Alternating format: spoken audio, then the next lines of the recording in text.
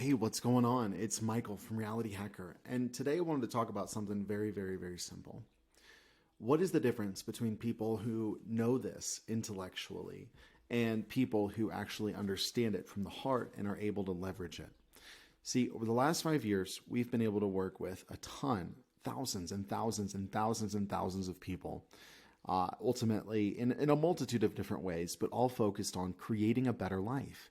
And when it comes to creating a better life, there's only one way that we can do this. We can begin to understand our patterns, begin to understand how self-concept leads to thought or feeling, that leads to action, that leads to behavior, that leads to response, that leads back to self-concept, and so forth and so on, right? The action, the cycle repeats itself. We talk about this quite a bit. The one difference between people who are struggling to do all the right techniques, do all the right things, and the people who are thriving in the understanding of the law, the one difference is this.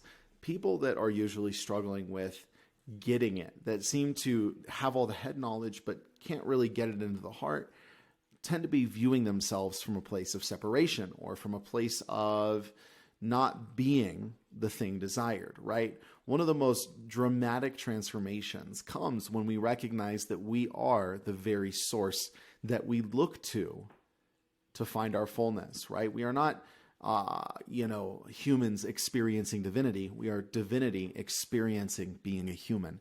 And this is so important. It creates such a dramatic shift because a lot of the times when we're so focused on doing techniques to get the things that we want, we are actually stuck in this fundamental self-concept of being separate from the thing wanted. Just the very fundamental difference in perception of I am one with this thing, its essence is the same as mine, or man, I have to do all these things to try and get it. Can you see how the motivation there, the cycle, will play itself out, right? You probably understand that the need for power or the need for things drives them away from us. So what better place to go to in our journey than the place where we understand that everything in this universe, past, present, and future, rises from the same substance. And Neville calls this imagination, right? Abraham calls this the vortex. Different teachers call it source. We can call it a bunch of different things, right? Doesn't matter what words you use here. That is our fundamental identity. And, at Reality Hacker, we've been working for the last almost 6 years now to help people understand who they are so that they might use the law better. See, this is the thing. It's not about getting a better technique. It's not about getting a better methodology. It's about getting a deeper understanding of yourself. When you understand yourself, you will know the universe and the gods. But if you do not understand yourself, how can you possibly create a better life for yourself? You can't. So the one thing that separates folks who are able to use the law and their understanding of manifestation in a way that perpetually benefits them, the thing that separates those from those that are not, is their understanding of themselves. And so naturally the question arises, how do we begin to actually go from a mental understanding into an experiential understanding? Right? Neville talks about this in The Power of Awareness quite a bit. It's one thing to understand it mentally, but to really get it, we have to experience it. We have to understand it. And the one thing critical to this is understanding that I am all imagination. You are all imagination, imagining yourself to be a human for a short while, right? You are divinity, source, imagination, consciousness, right? You can replace the term consciousness is the only reality. You can make the term whatever you want. But our fundamental identity is literally connected to and interweaved with every single thing, past, present, and future, that has ever taken any sort of form. And this, right? So getting to this place, there's a couple different ways, obviously, you can go about doing this, right? You can go to a monastery. And this is one reason I have a deep appreciation for a lot of Eastern methodology and culture when it comes to mysticism and religion and divinity, is because there's such a focus on the body, there's such a focus on silence, and I believe this is big. Like the whole understanding that you are God, it's not a mental ascent that should blow up your ego. It's a moment of awakening that should radically humble you, recognizing that while you are the very source of the universe, this source is something that is it must be understood, right? When you understand, right, to understand yourself is not to understand yourself.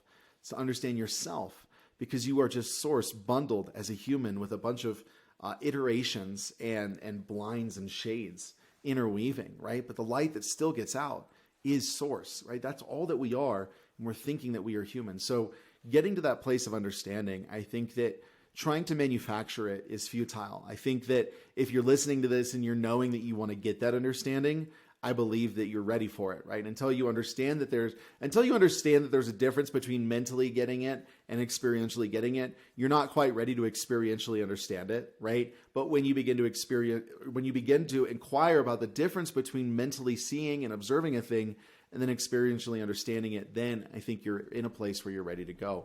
So that being said, there's a couple things that you can do. One of the things that you can do is basic and simple self-inquiry, right? Who is it that is aware of who I think that I am? I mean, simply asking yourself questions like this throughout the day can really create a sense of, in my opinion, healthy dissociation, right? When I begin to pull back, because so often throughout the day, we are running unconsciously. The ego, or the layers of programs and iterations, is constantly running. And as long as that thing is constantly running, it's really, really hard for us to actually be proactive and procreative about leveraging the system correctly, right? Neville talks about the law of assumption being similar to the law of magnetism, right? The law of magnetism is not something that's created. Magnetism is not created.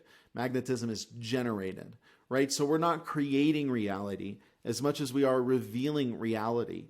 And the whole key here, right? The whole reason we're wanting to go from a mental understanding to a physical or experiential understanding is so that we can get it, so that we can use the law better, right? But what are the things that hinder us, right? When we are getting it mentally, we are often aware of deep senses of separations and convictions that define us and attribute us as individuals, right? You can really begin to understand where you're viewing your life from based on how you're looking at yourself, right? If you're looking at yourself as an individual existing separately and finitely, you can understand here that there is room to move into a place that will radically alter your transformation. It'll radically alter your perspectives and ultimately help you understand this. And in fact, Neville says this many times, until we experientially get this, we won't get this, right? So your biggest job, your first job, is to understand what it means to be all imagination, or to be consciousness, or to be God.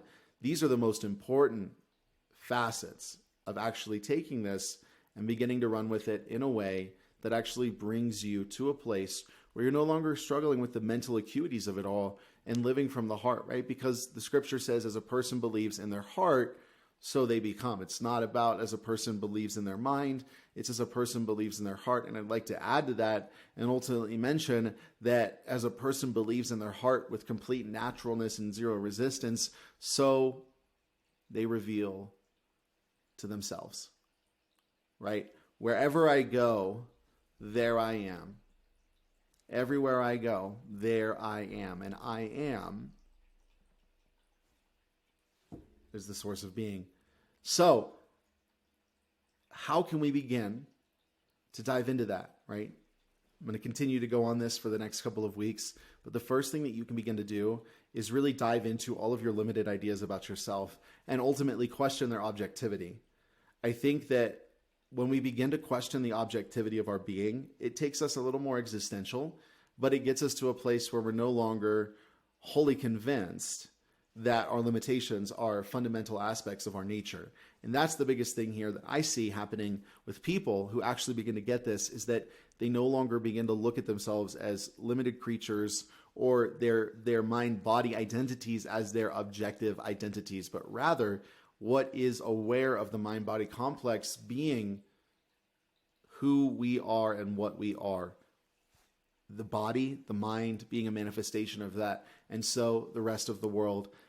I hope you enjoyed today's video. I know we went really deep in a little amount of time. I love seeing your comments. I love engaging with you. We love hearing from you. Please go ahead. Feel free to share what your thoughts are, what your experiences are on going from a mental understanding of the law to a physical understanding, experiential understanding, and know that this 2 weeks from now, or 3 weeks from now, technically, we're doing our Limitless Assumption Power of Awareness Retreat, where we are going through the entire Power of Awareness, extracting over 25 different lessons with a full-scale journal and workbook. It's going to be a 2-day event, super amazing. If you haven't signed up, you can sign up in the description. That being said, if you like today's video, go ahead and like and subscribe, do all the good stuff. And I'm looking forward to seeing you soon.